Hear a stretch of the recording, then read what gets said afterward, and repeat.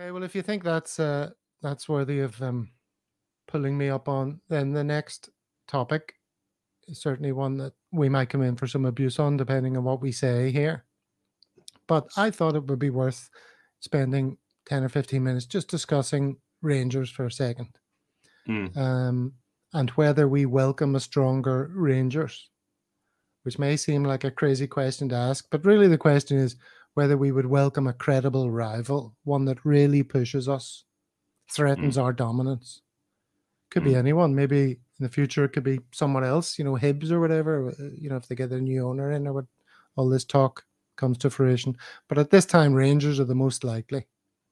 And I suppose there's two reasons why this might be something that we would welcome. The intangible idea that in any competitive environment, you want a strong rival pushing you to the very end. We all remember league campaigns that go down to the wire, how exciting that is. And to win it is, a rush like no other. And that hasn't happened for a long time. And then there's the second point is just a very real belief that our board are happy to finish just ahead of Rangers. As long as we're ahead of Rangers, they're happy. And, if Rangers are crap, then we are, by that definition, crapper than we could be. So let's deal with those two. The idea of a strong rival just on its own. David, you've been a Celtic fan for many years. You remember those ones that have gone down to the wire. Yeah. They don't know where the trophy's going to go and how important those Glasgow derbies are at the end of the season when everything's on the line. Do you miss that? Yes, of course. Who doesn't want that as a football fan? Who doesn't want that rivalry? Who doesn't want that competition excitement to look forward? I mean, regardless of what I think of it, because since 2012 I've had a very different view of what I want a rival to look like and behave like. And I think part of all of this discussion is coloured by what took place during those times, right? Financial fair play as well. So there's a number of things that probably influence what people's opinions are. But if you're talking from a purely footballing point of view, who wouldn't want that chase? And even to this day, I can tell you from a KLCC point of view, when we've got the Glasgow Derby on, that's when we get people coming in. So people, obviously, from numbers, if you look at many of the CSEs around the world, then it's a ticket-only event to go into a CSE, never mind the game. That excitement absolutely exists, and any form of them who exists. And my personal belief is that they liquidated, I believe it to be a new team, but it's the same support and it's the same mentality, and it is, they're still in Glasgow. So I would welcome any form of challenge. My question is what the impact is on the wider game as well. Because the wider game has suffered, I think, since 2012 as a consequence of many of the things that went on during that period. I don't think we've got time to go into it. So maybe I'll stop rambling, but that's kind of my initial response to that, Gav. Yeah. And Rodgers' first time around, Dano, one of the main criticisms of that was that he didn't have any meaningful rival. And it's hard to argue against that. How much of a different situation are we in now? I mean, do we expect Clement to do a better job than the motor mouth with no substance? That's for sure. But would you trade a bit of comfort for excitement in the title race? I'd rather not, but I think it would be better for the overall game.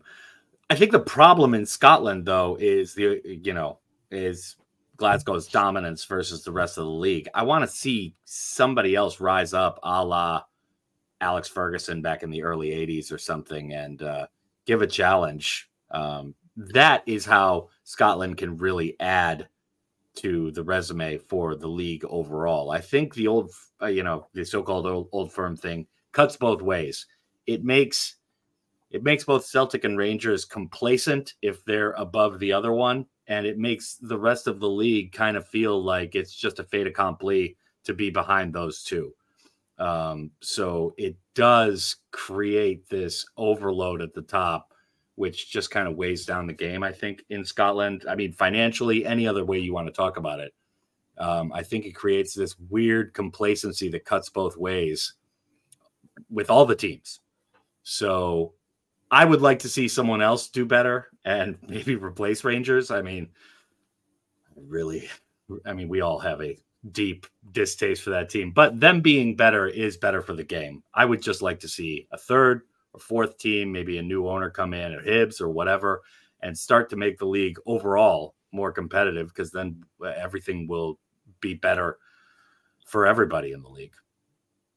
So, but keep holding your breath on that. It's been 4 decades. So, yeah, sure. And it's most likely going to be Rangers. Now, what about the other point about if you accept that our board are perfectly happy just to finish ahead of Rangers and simply be in the Champions League, then surely you must welcome a stronger Rangers. That's the only way they're going to be motivated to improve us as a team and a squad, David.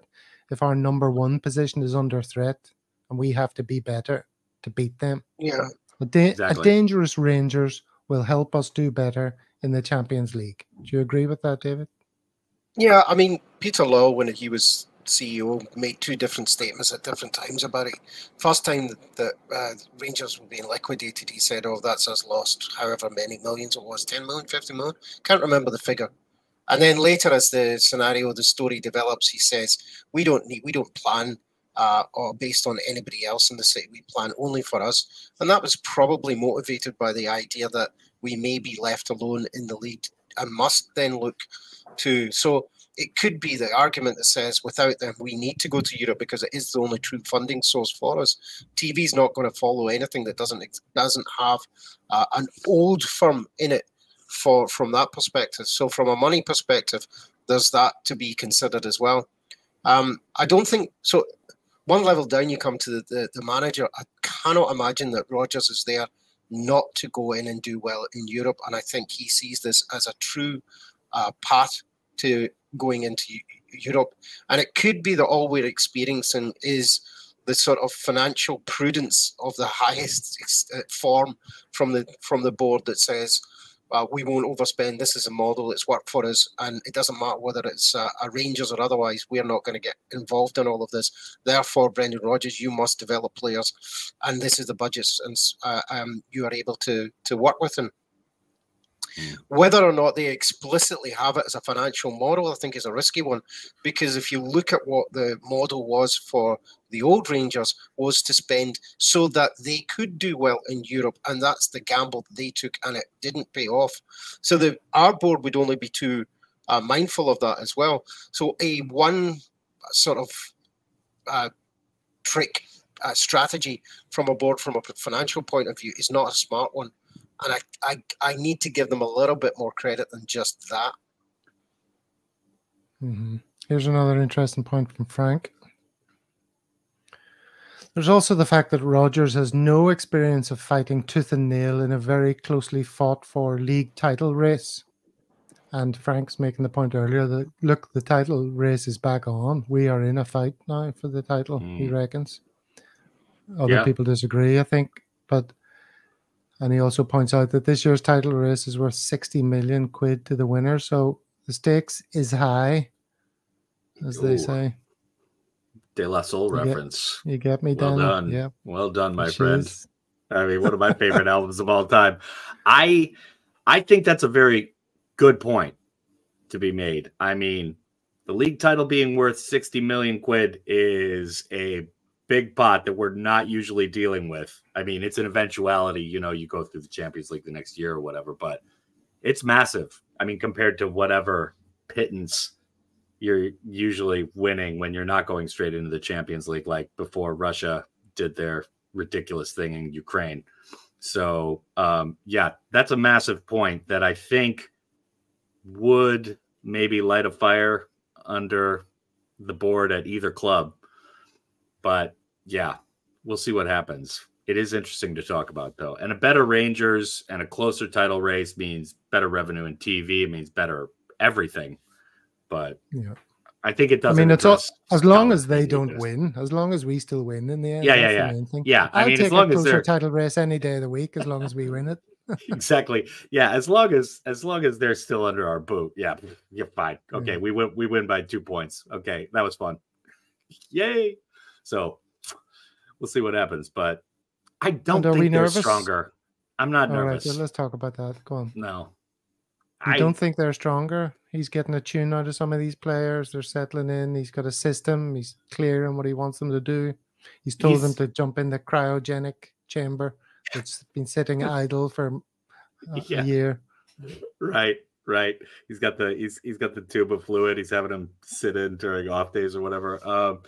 Yeah, he's definitely a better manager than shit talker Ally McBeal or whatever his name was. I mean, he was like, if you looked at Rangers and how they were using their players when Beal was there, you were just like, what is he doing, man? Like the way he ran formations, the positions he put players in, it just didn't make sense. Clement, I think, definitely has his stuff together a lot more than Beal, obviously, and they are playing well.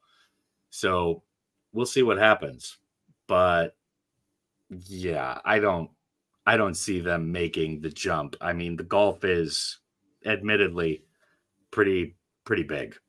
Well, they even spend still. money. I don't think they're going to spend money. I don't think they have money. They've spent all their money. Yeah.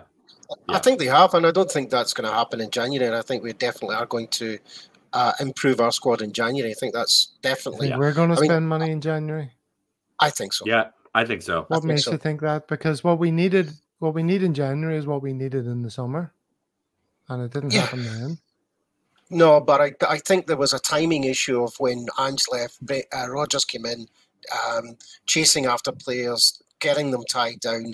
I think there was an issue there that probably prevented Brendan truly getting his signings in. I suspect that. I don't know that, but I suspect that to be the case. So I think the January transfer window will show whether or not he has intent. So I think, well, he'll have money available. At least we know that we've got, we have budget to be able to be spent. We're certainly cash rich. And I think we'll probably bring in 2-3 players in January. I mean, it's a difficult window traditionally to get players and bring in, right? But I suspect 2 to 3 players coming in.